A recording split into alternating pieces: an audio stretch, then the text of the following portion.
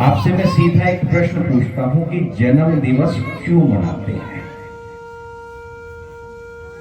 इस प्रश्न के कई उत्तर हो सकते हैं। कुछ लोग अपने विवेक से इस प्रश्न का उत्तर ये दे सकते हैं कि साहब इस दिन हम पैदा हुए थे, या इस दिन हमारा बच्चा पैदा हुआ था, आज 1 वर्ष का, 2 वर्ष का, 5 या 10 या 20 का हो गया, इसकी स्मृति में, इस उपलक्ष्य में हम जन्म दिवस मनाते हैं। क्यों जी? इस प्रश्न का एक उत्तर यह भी हो सकता है कि इस दिन हम अपने प्रियजनों को, संबंधियों को, रिश्तेदारों को, इष्ट मित्रों को आमंत्रित करते हैं और इस बहाने से ऑकेजनली सब लोग इकट्ठा मिल जाते हैं, सुख दुख की बातें कर लेते हैं और मिलकर प्रीति भोज यानी भोजन यानी खाना खा लेते हैं, एंजॉय हो जाता है। क्यों जी?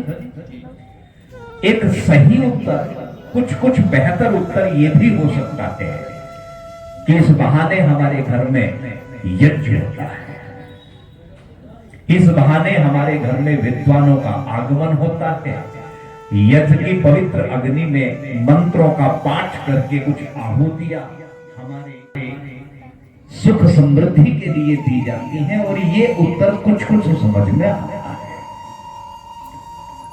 ये कुछ और लोग हैं जो ज्यादा स्वार्थी से हैं, मतलबी से हैं, उनका उत्तर ये भी हो सकता है साहब इस दिन हमें कुछ गिफ्ट मिल जाते हैं, ब्लेसिंग मिल जाती है, बहुत सारी बातें हैं। लेकिन आप मेरी बात को यदि मुकेश जी याद रखें जीवन पर्यंत, पहली बात तो यह है कि अपनी मां चाहे कैसी भी हो, उससे प्यारी दुनिया में दूसरी कोई स्त्री नहीं है। गलत तो नहीं कहा मैंने? और उस व्यक्ति से निर्लज्ज संसार में दूसरा व्यक्ति नहीं है जो अपनी मां को अपने हृदय पटल से उतार के फेंक दे और दूसरे की मां को वहां बैठा दे। कहीं गलती से हम ऐसा तो नहीं करते? हमारी जो पद्धति है जन्म दिवस आदि को मनाने की, यानी हमारी अपनी जो मातृ संस्कृति है इस दिन विशेष के उपलक्ष्य को करने की, उसे शायद हमने भुला दिया और दूसरे की संस्कृति को हमने अपना लिया। इसका मतलब क्या है? मैं मेरी मां का तो अपमान करता हूं और दूसरी मां का सम्मान करता हूं। इससे ज्यादा शर्मनाक कोई दूसरी बात नहीं हो सकती। विचार करना इस बात है। अब मैं आपको बताता हूं जन्म दिवस मनाने का मूल उद्देश्य, मूल कारण क्या है। याद रखना प्रेरणा है, याद रखोगे ना? देखो, वेदों में मनुष्य की आयु कम से कम 100 वर्ष बताई है। एक मंत्र के माध्यम से हम प्रार्थना भी करते हैं, आशीर्वाद भी देते हैं कि जीवेद शर्त है शतम। क्यों बहन जी? कि 100 साल तक हम जिए।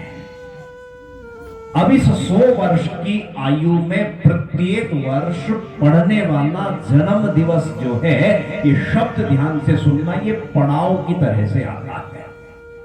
यानी 1 वर्ष में 1 पड़ाव, 100 वर्ष में 100 पड़ाव, जितनी आयु उतने ही पड़ाव। अब प्रधान जी, इस पड़ाव का मतलब क्या है? बस ये आपकी समझ में आ जाएगा और आना चाहिए। मेरी भाषा शैली बिल्कुल ऐसी नहीं है जो समझ में ना आए। अब कल्पना करें, आप कुंदरकी में यहां बैठे हैं और आपको अपने घर सामान या फैक्ट्री के किसी सामान को कलकत्ता या चेन्नई भेजना है, तो आप क्या करोगे?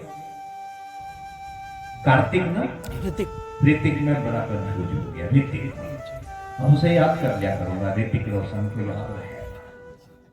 तो ऋतिक जी, आप क्या करोगे? आप किसी ट्रांसपोर्टर से मिलोगे, किसी ट्रक वाले से मिलके उससे सारा माल भाड़ा आदि आदि निश्चित तय करोगे, ठीक है?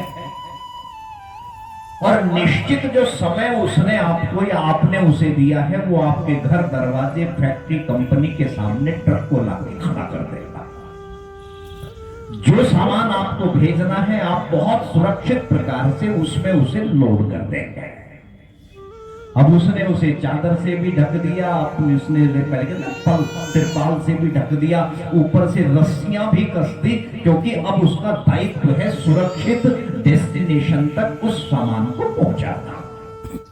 अब ये उसकी यात्रा शुरू हुई है, जैसे मेरे और आपके जीवन की यात्रा चल रही है।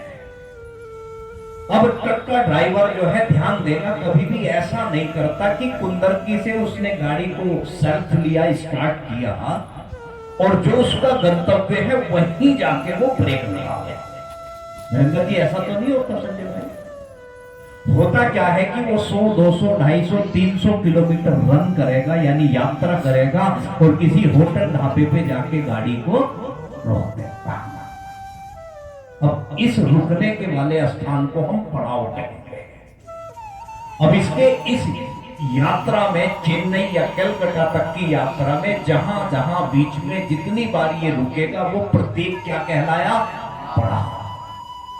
अब यहां इसने कुछ बातों का निरीक्षण करना है जो हर ड्राइवर करता है। पहले तो ये उतर के सामान को चेक करेगा, भाई सामान सुरक्षित है, रस्सियां ढीली तो नहीं हुई, ठीक सेट है या नहीं हुई है।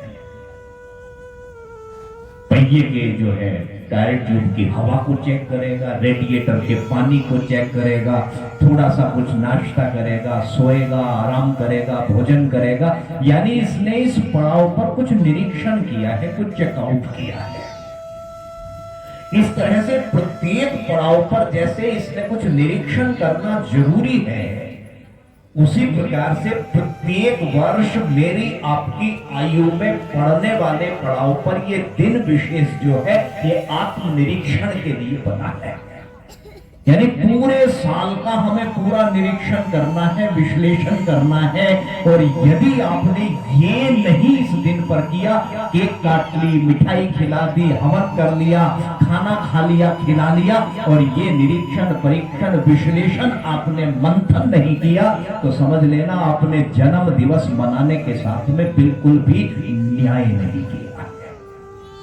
तो ये दिन जो है ना कि जैसे हम डायरी लिखते हैं ना, कुछ लोग, जैसे सरकार भी जो है ना एक दिन का पूरा रखती है, साल में एक दिन रखती है, आय व्यय का सारा विवरण होता है उसमें। पहले हमारे बुजुर्ग लोग थे ना, बही खाते बनाते थे, साल के साल उसका निरीक्षण करते थे, मोल भाव सारी चीजें उसमें नोट किया करते थे। तो ये दिन क्या है? ये दिन विशेष रूप से चिंतन करने का है कि मेरे जीवन का लक्ष्य क्या है और इस लक्ष्य को प्राप्त करने के लिए कितना मैं सही दिशा में बढ़ा हूं। कहीं ऐसा तो नहीं है मैंने गलत दिशा को पकड़ लिया है। और ध्यान देना, दूसरी महत्वपूर्ण बात, इस मंथन के माध्यम से, चिंतन के माध्यम से कुछ त्रुटि, कुछ दोष, कुछ कमी पकड़ में आवे तो उस दोष को अगले साल के लिए न करने के लिए संकल्प दिवस के रूप में भी इसे मनाया जाता है। तो एक संकल्प करने का दिन है, भाई पिछले वर्ष कुछ कमी रही है मेरे जीवन की, वो मेरी समझ में आई, अब अगले वर्ष उन कमियों को नहीं करूंगा। ये संकल्प अगर इस दिन करा तो समझ लेना जन्मदिन ठीक से मनाया है। तो जन्म दिवस मनाने का मूल कारण तो है ये दिन जो है विशेष रूप से पूरे साल के ब्यौरे के निकालने का दिन है। अब याद रखना इस बात को। अब इन्होंने कहा जी केक काटते हैं, मोमबत्ती बुझाते हैं, तो मैंने एक शब्द में ही वो बात कह दी, अपनी माँ को अपने हृदय पटल से उतार के फेंक दिया और दूसरे की माँ को यहाँ बैठा दिया, अपना अर्थात अपनी संस्कृति को बिसार दिया। इन्होंने इतनी बढ़िया बात कही है, मुझे भी अपील करी, दीपक को जलाना और दीपक किसी भी कारण से यदि बुझ जाए तो अपशगुन मानते हैं, अशुभ मानते हैं, मन में एक शंका पैदा हो जाती है, भाई ये तो अपशगुन हो गया। और ऐसे प्रसन्नता के अवसर पर हम दीपक को या मोमबत्ती को या प्रकाश को फूंक मार के बुझा दें तो समझे इससे बड़ा अपशगुन तो आपने अपने लिए, अपने बच्चे के लिए दूसरा कोई करा ही नहीं है। यदि जलाना है आपको, बच्चा 10 साल का हुआ, उसके हाथ से आप 10 दीपक जलवा दो, लेकिन बुझवाओ मत कभी भी उसे। क्यों जी? तमसो मां ज्योतिर्गमय, यानी ज्योति से हम अंधकार की ओर जा रहे हैं। यदि ऐसा कर रहे हैं, यानी हम अंधकार से प्रकाश की ओर ना जाके प्रकाश से हम अंधकार की ओर चल रहे हैं। इससे बड़ी मूर्खता का प्रमाण दुनिया में दूसरा कोई नहीं मिलेगा।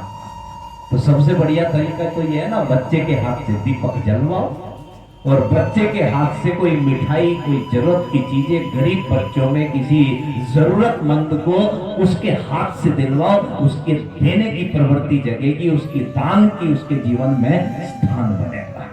तो भाई मैं तो यही निवेदन करूंगा। आप कहेंगे जी आचार्य जी तो बहुत बोलते हैं, ऐसा नहीं है। एक एक शब्द जो बोलते हैं वो मन में हित और कल्याण का भाव लेके बोलते हैं। तो आप इन पे विचार करना। देखो भेड़ के पीछे भेड़ चलती है ना, वो समझदार नहीं होती। हम कहते हैं कि सब घरों में ऐसे ही हो रहा, अब तो सब ऐसे ही कर रहे हैं। अरे सब कुएं में गिरने लगे, क्या हम भी कुएं में गिरेंगे? ये तो समझदारी नहीं है।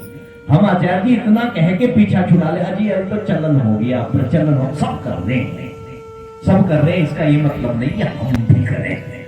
तो यदि आपका विवेक आपको कुछ जागरूक करे कि नहीं हमें अपनी संस्कृति का पोषक बनना है, अपनी मातृ संस्कृति या अपनी माँ का सम्मान करना है, तो कम से कम अपनी संस्कृति को जीवंत बनाए रखें। मैं आपसे हाथ जोड़ के इस बात का निवेदन करता हूं।